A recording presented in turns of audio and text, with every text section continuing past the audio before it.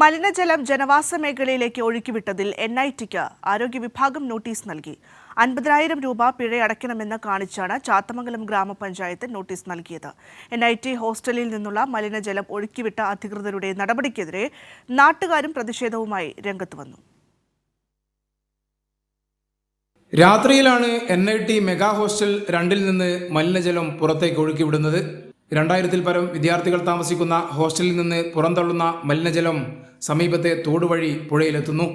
ചാത്തമംഗലം പഞ്ചായത്തിലെ ജനവാസ പ്രദേശങ്ങളിൽ ദുർഗന്ധം അനുഭവപ്പെട്ടതോടെയാണ് നാട്ടുകാർ പ്രതിഷേധവുമായി രംഗത്ത് വന്നത്. ഗ്രാമപഞ്ചായത്ത് ആരോഗ്യ വിഭാഗം സ്ഥലം സന്ദർശിച്ചു. പ്രസിഡന്റ് ഓളിക്കൽ ഗഫൂർ ഏകദേശം 1000-കണക്കിന് ജനങ്ങൾ തിങ്ങി താമസിക്കുന്ന ഒരു പ്രദേശത്തു കൂടെയാണ് ഈ തോട് ഒഴുകി പോകുന്നത്. ആ തോട്ടിലാണ് ഇവർ ഈ മലിനജലം ഒഴുക്കി വിടുന്നത്. ഇതിൻ്റെ ഭാഗമായി ആ പ്രദേശത്തുള്ള ആളുകൾക്ക് ഇതിൻ്റെ വാസന കൊണ്ട് ജീവിക്കാൻ പറ്റുന്നില്ല. കിണറുകളിലുള്ള വെള്ളം ഉപയോഗശൂന്യമായിട്ടുണ്ട്. വലിയ പ്രതിസന്ധിയാണ് ഇതുമൂലം ഉണ്ടായിട്ടുള്ളത്. 50,000 രൂപ പിഴ അടക്കണമെന്ന് കാണിച്ച് ഗ്രാമപഞ്ചായത്ത് ആരോഗ്യ വിഭാഗം NITക്ക് നോട്ടീസ് നൽകി. മുമ്പും ഇത്തരത്തിൽ മലിനജലം പുറത്തേക്ക് ഒഴുകി വന്നിരുന്നു. മാലിന്യ സംസ്കരണത്തിന് സംവിധാനമൊരുക്കാൻ അധികൃതർ തയ്യാറാകണമെന്ന് നാട്ടുകാർ ആവശ്യപ്പെട്ടു. പ്രശ്നം പരിഹരിച്ചില്ലെങ്കിൽ നിയമ നടപടിയിലേക്ക് നീങ്ങാനാണ് പഞ്ചായത്ത് തീരുമാനം. കൈരളി ന്യൂസ്, കോഴിക്കോട്.